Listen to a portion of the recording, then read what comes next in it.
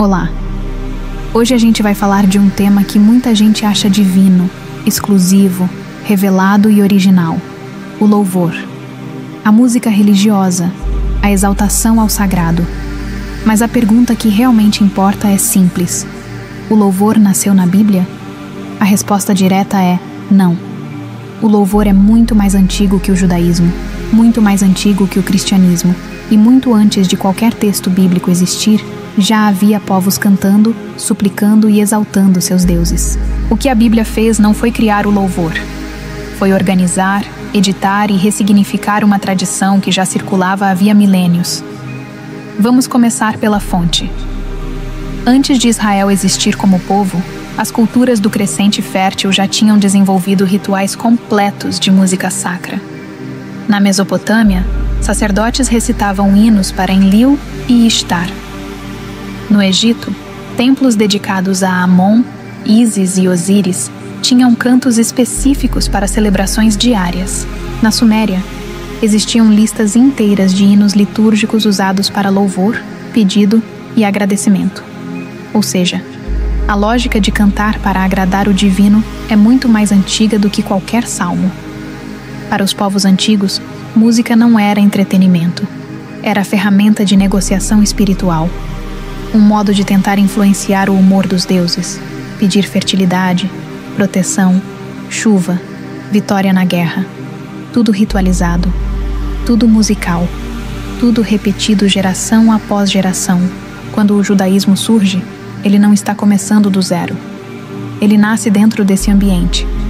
Ele observa, absorve, adapta e, com o tempo, transforma.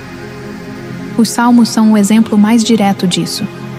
Eles seguem exatamente a mesma estrutura dos hinos mesopotâmicos e egípcios. Uma abertura exaltando o poder do Deus, uma seção descrevendo a fragilidade humana, um pedido ou agradecimento e uma reafirmação final da autoridade divina. Não é coincidência, é padrão cultural. Quem compara os salmos com os hinos de Enheduanna, por exemplo, uma sacerdotisa suméria que escreveu hinos há mais de 4.000 anos, encontra os mesmos elementos, o mesmo ritmo, até a mesma lógica emocional. Eu me prostro, eu te exalto, tu és poderoso, atende o meu pedido. Isso já existia muito antes de Davi nascer. A Bíblia, então, não inventa o louvor. Ela sistematiza. Ela transforma um costume comum em identidade exclusiva. A lógica passa a ser: se o Deus de Israel é único, o louvor também deve ser exclusivo. Essa exclusividade é o ponto de virada. Não é o ritual que é novo, é o monopólio do ritual. É a ideia de que cantar para outro Deus é traição espiritual. No Egito, cantar para vários deuses era normal. Na Mesopotâmia também. Só que em Israel, o louvor vira declaração política e teológica de fidelidade. A estrutura é antiga, mas o significado é reconfigurado. O rito se torna bandeira. E quando chegamos ao cristianismo, a história muda de escala. O cristianismo pega esse modelo judaico, mistura com elementos gregos e romanos e o transforma em uma experiência coletiva emocional. A música deixa de ser apenas ritual e vira ferramenta pedagógica.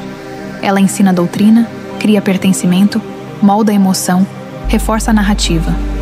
Não é por acaso que cartas do Novo Testamento já mencionam hinos e cânticos espirituais.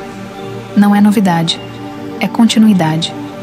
E conforme o cristianismo se espalha pelo Império Romano, ele absorve formas musicais locais, adapta melodias, cria refrões e transforma o louvor em performance comunitária. Quanto mais gente canta junto, mais a identidade se fortalece.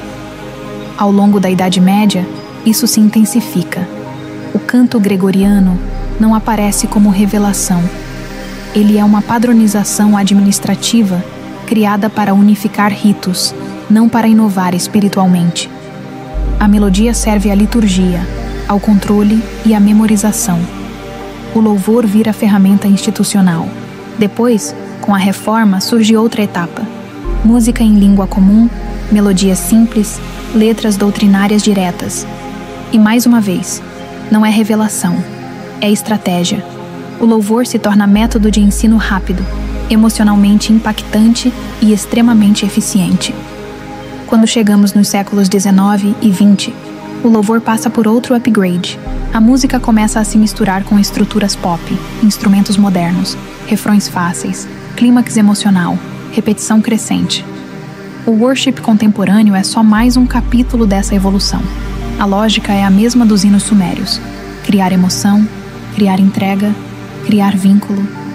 Só que agora com microfone, caixa de som, repetição de acordes e técnicas modernas de progressão harmônica. Nada disso é novo. É adaptação. É reciclagem histórica. Então surge a pergunta inevitável: se o louvor sempre existiu antes da Bíblia, se os judeus adaptaram, se os cristãos expandiram e se a música religiosa sempre acompanhou interesses culturais, políticos e institucionais, onde está a originalidade divina? A resposta é simples: não está. O louvor não é uma invenção celestial entregue pronta. Ele é tradição humana. Ele é herança. Ele é transmissão cultural. Um costume antigo que cada povo pegou, remodelou, renomeou e ressignificou. O ponto central aqui não é desmerecer a música. A música é poderosa, é universal. Mas quando você olha para a história, percebe que o louvor bíblico não caiu do céu.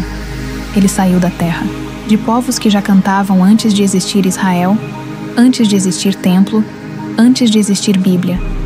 A religião apenas organizou aquilo que todo mundo já fazia. Entender isso é libertador. Tira o peso da exclusividade. Tira a fantasia da revelação perfeita. Mostra que tradições religiosas são construções humanas, não downloads divinos. E quando você entende que o louvor sempre foi uma herança e não uma invenção, você começa a olhar para a fé com perspectiva, não com medo. Pensar criticamente faz isso. Mostra que a espiritualidade não depende de ritos herdados. Mostra que a música é humana antes de ser sagrada. E mostra que o mundo é cheio de ideias antigas reempacotadas como revelação. Cabe a você observar, questionar e entender de onde elas realmente vêm. É assim que você ganha clareza. É assim que você ganha liberdade. E é assim que você quebra a ilusão da exclusividade religiosa.